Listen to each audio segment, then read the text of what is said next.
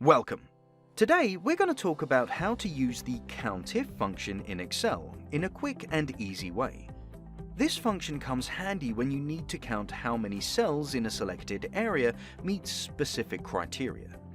This means, for example, that we're looking for how many people from this table are exactly 18 years old. Thanks to this function, you can also get the count of people who are over 65 or whose name's Maria. Depends on what you need to find out. So, let's see how to do all this. Hello, and welcome to EasyClick Academy. My name's Frank, and together with our EasyClick team, we're here to make sure you'll be able to use Excel in a quick and easy way, thanks to our digestible video tutorials. To use the COUNTIF function, click into the cell you selected to display the result. Type in the equal sign and start typing COUNTIF. Excel looks the function up. Select it with a click, and now you'll need to add two details. The first one is range, where we're identifying the area through which Excel will search. The other detail is criteria. You need to specify what bit of information Excel should look for. We want to search the whole age column, so we'll select this area. Then we'll add a comma and enter the value for criteria. In this case, we want to find out how many cells contain nothing else but the number 18. Here we've got two options.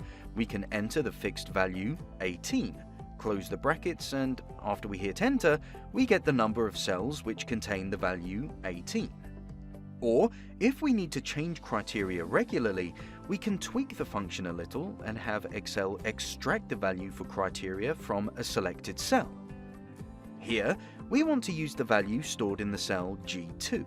So instead of the fixed value 18, we'll use the reference to the cell G2. And here's how it works. If we change the number in G2 to, let's say, 25, we can immediately see that there are exactly two cells within the table which contain the number 25. Great news is that this principle applies to data tables of any size. Now, let's see what else the function can do. The COUNTIF function can also be used when the criteria is based on comparing values. We can find out how many cells in the table contain values greater than or less than the number stated in the criteria part of the formula. For example, to find out how many people are over 65 here, type in the whole COUNTIF function just as you did in the previous step. Select the area as before, but watch out, the criteria need to be specified in a slightly different way here.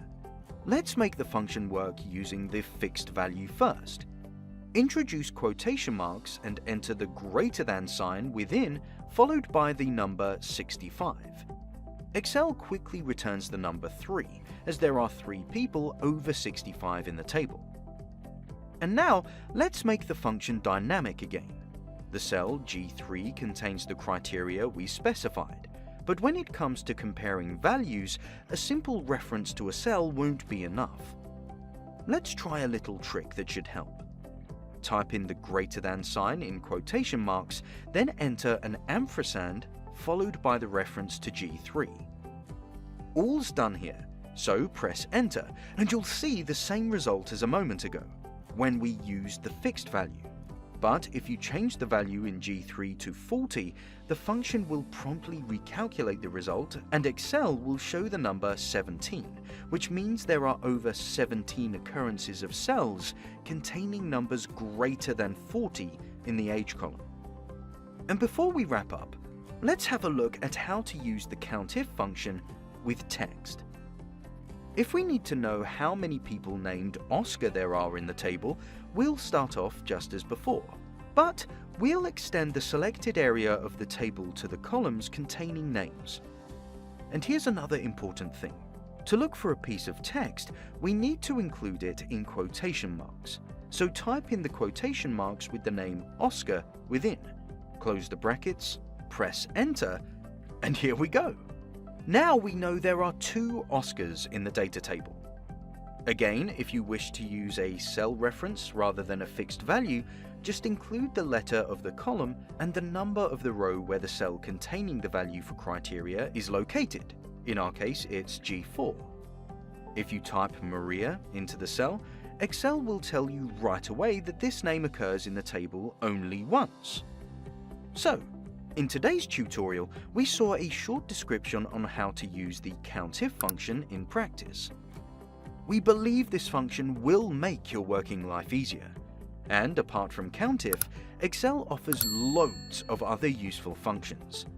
With EasyClick Academy, you can watch the video tutorials to the most popular ones. Just check out the links in the description below. If you found this tutorial helpful, give us a like and watch another video tutorial by EasyClick Academy. Learn how to use Excel in a quick and easy way. Is this your first time on EasyClick? We'll be more than happy to welcome you in our online community. Hit that subscribe button and join the Easy Clickers. Thanks for watching, and I'll see you in the next video.